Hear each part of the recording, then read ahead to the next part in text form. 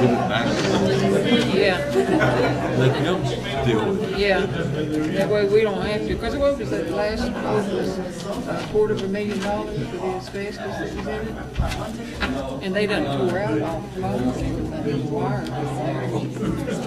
Somebody else needs to comment on it. Talk to the elementary school. I know, but from our golf, they don't brush on me, this is volunteer work. But I know you, but also, and also others. All right, we're done. Thank you, Mike. We always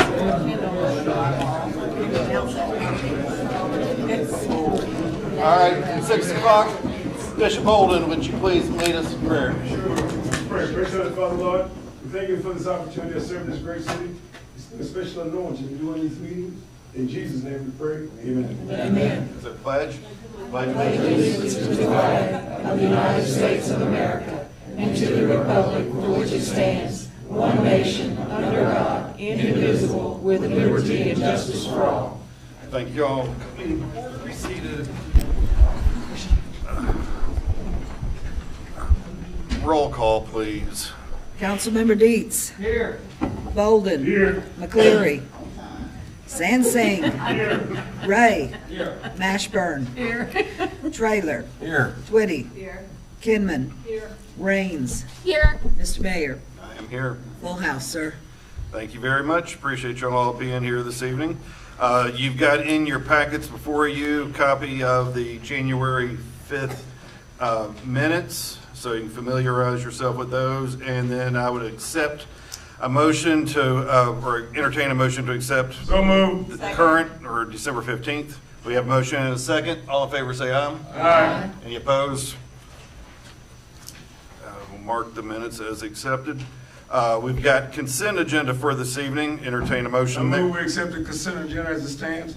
Second. All right, we've got a motion, first and a second. All in favor, say aye. Aye. Opposed? All right, moving along.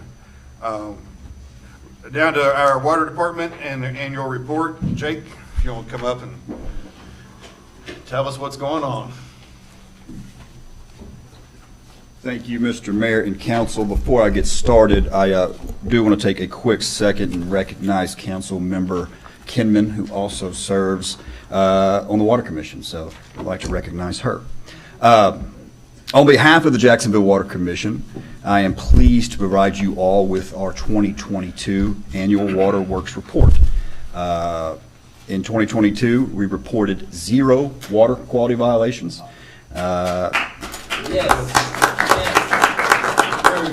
And we also completed the year within our budget while providing the citizens of Jacksonville with the quality water and services that they not only deserve, but have come to expect. The projects in 2022 include the installation of 9,461 linear feet of pipe, 12 additional fire hydrants, and 40 new valves. At the end of 2022, we had 11,432 water meters in the distribution system, which includes 79 new water services. From a customer service standpoint, we continue to take online payments from our customers through our secure internet site. In the year 2022, we received 30,833 online payments, totaling a little over $2.9 million. I spoke on this a little bit last year, but just to give everyone a little bit of perspective, we went live with our online portal in 2010 as far as the online payments. So 2011 was our first full calendar year using that service. In the year 2011, we took a whopping 3,400 online payments totaling $275,000. So just kind of a snapshot of where we were and how far we've come and kind of how much the dynamic has changed as far as the world's concerned and the utility as far as our operations. To go from $275,000 to 2.9, almost $3 million in transactions is kind of a big deal. Moving on, water production increased in 2022. We reached our peak demand for the year on December 24th of 6.7 million gallons. That was well below the 2021 peak demand of 10.2 million gallons, which occurred on February 18th of that year. The total water purchase for the year was at 1.33 billion gallons, which was a 4.7% increase over the previous year, and our average daily flow was at 3.64 million gallons per day. Just to kind of give an overview of the city system, we operate and maintain close to 1.2 million linear feet of distribution lines. We have 800 fire hydrants, 5.2 million gallons of storage capacity, and again, we provide 3.6 million gallons of potable water per day to Jacksonville and the surrounding areas. Those surrounding areas include Little Rock Air Force Base and 3 other wholesale customers.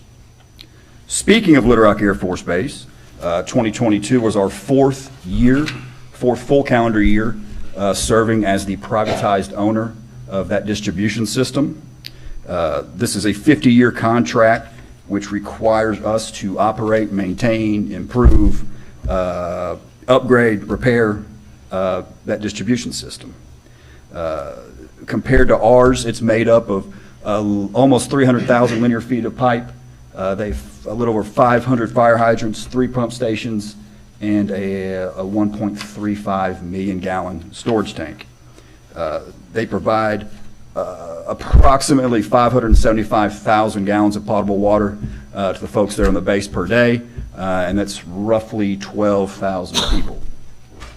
The projects completed on the base for 2022 include the installation of 16,524 linear feet of pipe, 56 valves, and 29 fire hydrants. This was all part of renewal and replacement work going on in the military family housing area of the base. Our maintenance crews also oversaw the scheduled maintenance of 617 valves and 353 fire hydrants on base. They also worked with personnel on base in training as needed. If there's ever a lockdown and we are not allowed on the facility, those folks can step right in and continue to operate that system and keep the base in water. So that's part of the contract requirements, and we are checking that box.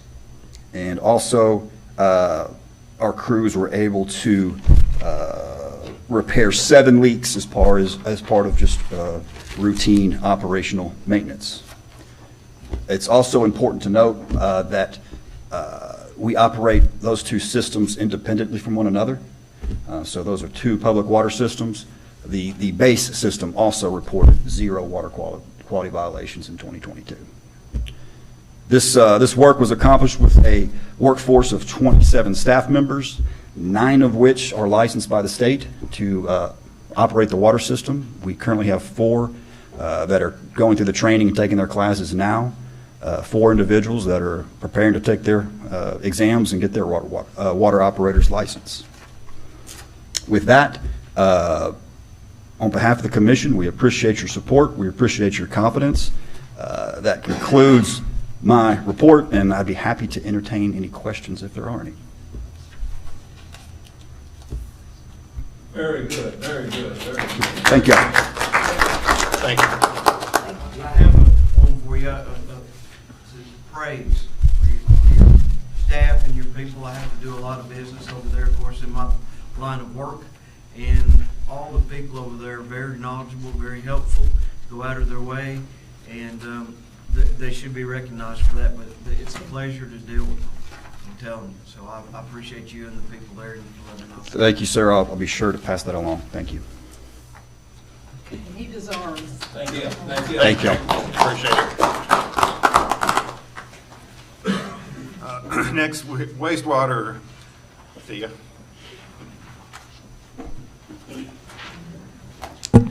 Thank you, Mr. Mayor and City Council. I'm always happy to be here each time this year to just let you know a little bit about what we've been doing. And so I've given you the report, and I'm going to kind of give you a narrative and not so much of the statistics. They're in there, and you can read them and see that. So I'm just going to kind of give you a little narrative of what we've done this year.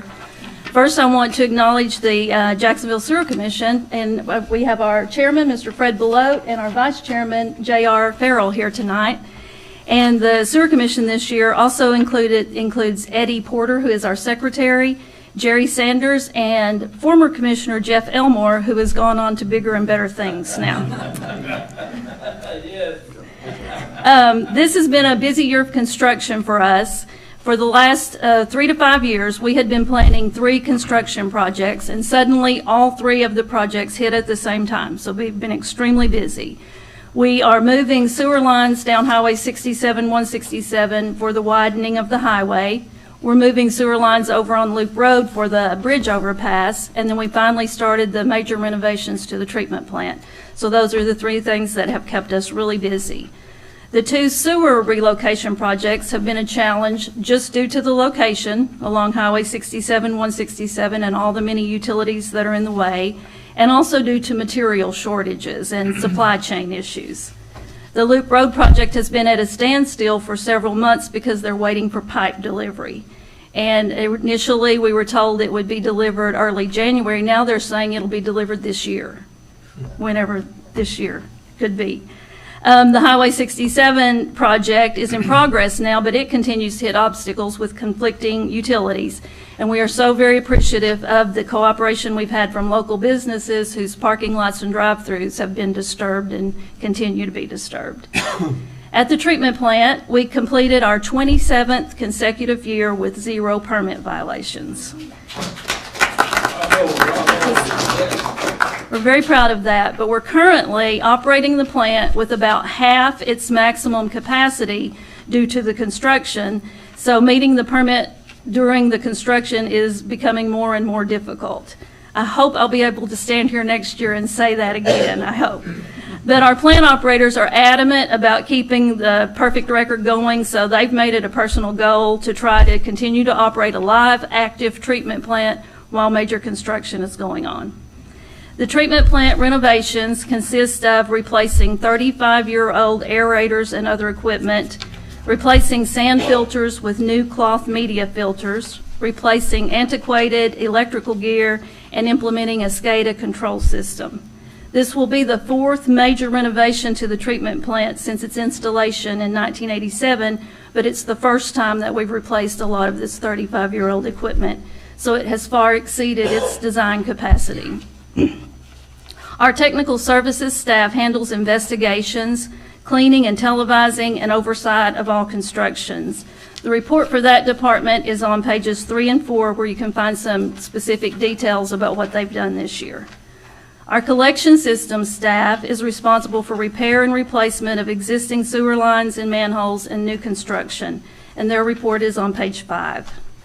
Our operations department is responsible for operating the treatment plant, running process control tests in the laboratory to make sure we're within our permit, assisting industries with their wastewater treatment, and maintaining and repairing all of the plant maintenance and vehicles. Those reports are on page 6 and 7. Once again, there were no violations from any of our ADEQ inspections of the plant and our solid waste monofill, no violations of our biomonitoring testing, and then some specific information about the plant upgrades and some pictures can be found on pages 7 and 8. Our administration department, of course, handles financial management, personnel, purchasing, and clerical support, and they have a report on 9 and 10. So not only was this year filled with construction, but we had a few pretty significant awards that were earned by our employees. And those achievements are on pages 10 and 12, along with pictures to go along with it. At the local level, David St. Clair, who is a treatment plant operator, received our Dick Morris Employee Excellence Award, which is given to one outstanding employee each year. At the national level, Mike Overstreet, who is our operations manager, and he is here tonight. Mike, wave at him. There you go. Mike received the Water Environment Federation's Hatfield Award, which is given to acknowledge one expert treatment plant operator in each of the 50 states. So Mike received it for the state of Arkansas.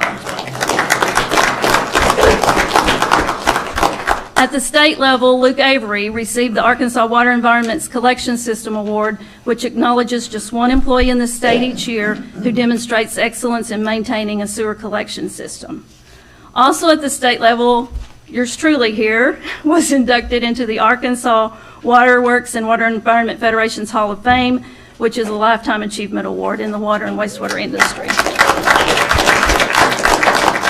I was very honored and humbled to receive that, and now everybody that sees me says, so when are you retiring? Because you got your Lifetime Achievement Award. As far as our employees' licenses and some certifications, we have 9 with collection system certifications.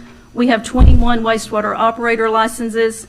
We have 5 solid waste licenses, 7 plumbing inspector licenses, and 13 commercial driver's license. So that is just a summary of our year, and I'd be happy to answer any questions that you have.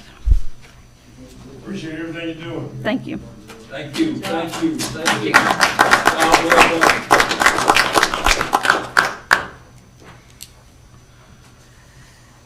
done. Moving on, next we've got discussion on the former Jacksonville Elementary School building brought by Councilmember Raines. Yes, thank you so much. So over the past couple of years, I've been asked periodically by constituents what's going on with the former Jacksonville Elementary. I'd like if Lieutenant Wright could come up and kind of give an overview, because I know that code enforcement has a more intimate day-to-day understanding of what's going on there. But included in the packet was the lease agreement for Jacksonville, the former Jacksonville Elementary. It is a 99-year lease for $1 annually that the city currently has for this building, which is owned by PCSSD. So over the past couple of years, since I've taken over code enforcement, I know us and Kevin and his people in Parks and Rec have had to deal with the old Jacksonville Elementary. As it stands right now, the building's falling apart. We typically will go in once a month, probably to search it, to try to move the homeless people that have taken camp up in there out. There's been numerous fires that have been set inside from where they've taken up residence there. Keeping it boarded up and keeping them out has become all but impossible. As soon as they put boards up, or Kevin's people put boards up, they're ripping the boards right back down. So and I know we've had several police calls there as far as people going inside. I believe there's actually been one person found inside deceased as far as wandering in there. But it's becoming a problem on the community as far as just the homeless going in there. The status of the building, somebody's going to get hurt going inside that building. It's in pretty bad shape. So. Now, one of the questions that I commonly get asked, and I'm sorry if this is something that we've already covered, but is there asbestos in this building? From what I understand, that's the reason the building hasn't been tore down, is that there's a large amount of asbestos in there, and it's going to cost quite a bit of money to get the asbestos removed before it can be destroyed. So. Right. And I think it was 2012 when it was last looked into as far as renovating this structure and trying to bring it to hospitable conditions. That was, I think, $250,000 at that point, and that was in 2012. So I'm bringing this all up so that there is that level of transparency. We're letting our constituents know what we're actively dealing with, and coming to my peers here and asking what is the solution to this. And I'd like for us to have a discussion on that. I can, if it was me, we have already, we know what's happening. We've got it on a lease here. I say that we give it back to them and let them tear it down. I think I agree with that. Well, what else you gonna do? I mean, we're not gonna pay $250,000 just to get it tore down, the asbestos cleaned up, and then go back and tear it down. Right, and We'd like to have the land. one point that I would like to make in that assessment was made prior to the fires that have taken place in this structure, the copper that has been stripped from the entire structure.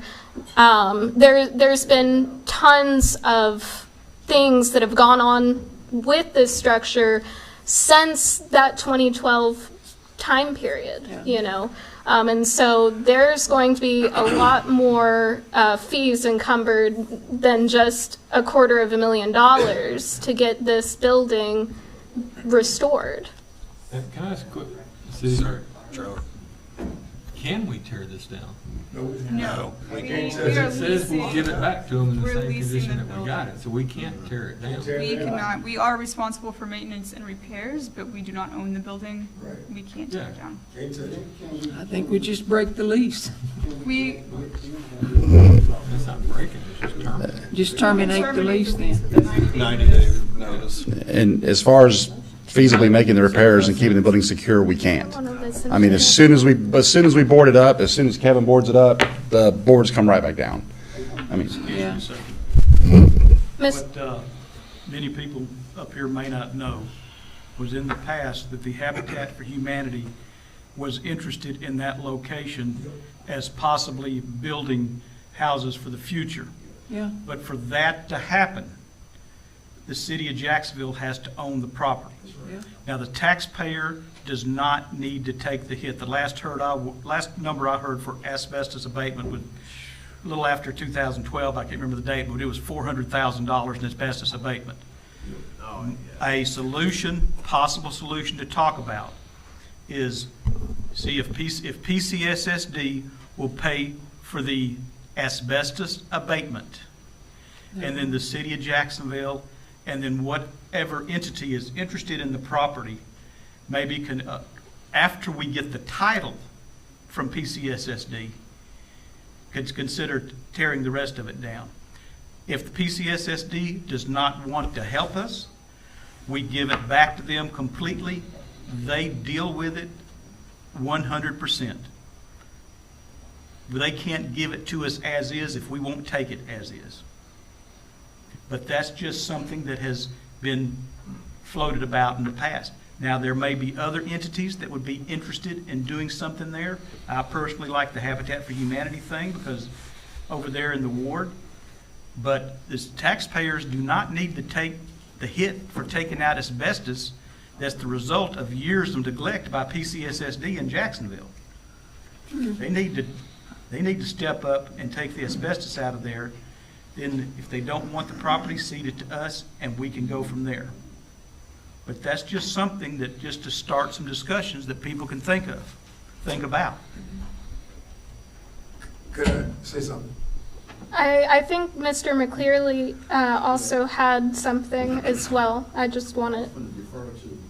Yeah, no worries. I just wanted to make sure everybody was heard. Bishop. Okay, I can't stand that building being over there. However, we have no power over that building. Pulaski County Special School District owns it and is responsible for it. And I can tell you firsthand, they will not take it back because it's an eyesore to them. Our hands are locked. I don't think they have a choice in taking it back. They terminate the lease. They terminate, but they're not gonna do it. They're not, They don't have the choice. If we terminate the lease, they don't get to say, no, you can't. and they're not gonna do anything with it though. It's not- But it's, We tried that before. 15, termination. Lessee may terminate this lease at any time by giving prior written notice to the lessor, not less than 90 days prior to the stated date of surrender, and then to surrender the premises to the lessor on the stated date. That is under the lease agreement. I say we, well, we'd have to make a motion to put it on the agenda to terminate the lease, I guess. Could we do that? You can make the motion, yeah? I'd like to make a motion that we put it on the agenda to discuss this and vote on terminating the lease. Got multiple seconds. All right, so to put on agenda, which agenda? Tonight. Tonight's. right, we've got a motion and a second. So all in favor, actually, roll Roll call. call, yeah. And the motion is to, We put it on the agenda tonight for us to vote on terminating the lease with Pulaski County Special School District. Can we do that, Attorney? Suspend the rules, yeah. okay. I thought it was on the agenda. Well, right, the, Discussion, but no action. Can the discussion be turned into a vote? Seen it happen in the past? You make the motion, you can. Yes. You can make the motion now, it's to terminate the Yeah, to lease. terminate the lease. I hand it over to Councilmember Raines. She make the motion, I'll second it, that we vote to terminate the lease. Do we have a roll call? Can we have a discussion? Yeah, we already have an established motion and second on the floor, so that's got to be addressed before anything else happens. Okay. Well, Mike said he wants to say. I just would like to make sure, maybe, I'm all for putting it on the agenda and terminating the lease, but I would like for Stephanie to review and make sure there's nothing in there that says we're gonna owe them a lot of money for the building is not in the same condition it was when we got it. Right, so I don't know what the condition was like when we received this or when we took over the lease. But as far, it's been a while since I've read this in its entirety, but there is no clause in here as far as the termination or returning the property back to them that would cost us or penalize I just us. wanna make sure that it's not something. So it's $1 a year for how many years? 99. There you go. Give them their $99 with it too. We'll pay off the lease in front and let them have, but I'm for the motion. Let's get on. Lieutenant, right? May I interject something before y'all take your vote? Excuse me, if it does get given back to Pulaski County, that gives us the ability to begin to go through the code enforcement and condemnation process. We can go through, send them the notices, cite them if need to be cited, and I'm going to defer to Stephanie on it. We could take it to the nuisance board, I believe, if we got so many on there, or possibly take them to court and sue them and force them to turn that down. Is that correct? Yes. Okay. All right, we've got the motion second, calling for the question. Roll call, please. Councilmember Deeds. Aye. Councilmember Bowden. Aye. McCleary. Aye. Sansing. Aye. Ray. Aye. Mashburn. Aye. Trailer. Aye. Twitty. Aye. Kinman. Aye. Raines. Aye. All right, unanimous motion passes. So that, as worded, well, what is your wording on that motion? Begin operating. Well, To start taking steps to terminate the lease. Start, I'm assuming okay. You gotta give them 90 days. Correct. Right. Yeah. All right, so Paul will be in your court now. I can get that drafted tomorrow. Yep. We put that in Stephanie's court. Thank you, Lieutenant. that was confusing. Any other questions, discussions with this item with the school? If not, we are going to move on to the state of the city. Before you, you've got a copy of the budget that you have already approved, and you've got a copy of the state of the city report. And I am not going to read to you all of that because we would be here for quite some time and I want to go eat dinner. But I am going to share with you a couple thoughts. So if you don't mind, bear with me for just a few moments. I am extremely honored and excited to be mayor of this great city.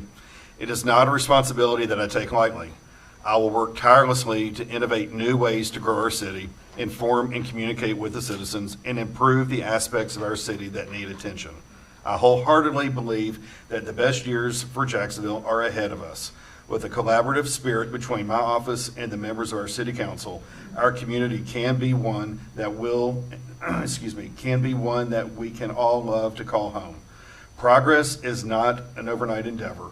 Patience, persistence, and diligence will need to be the tools that we use to build our community.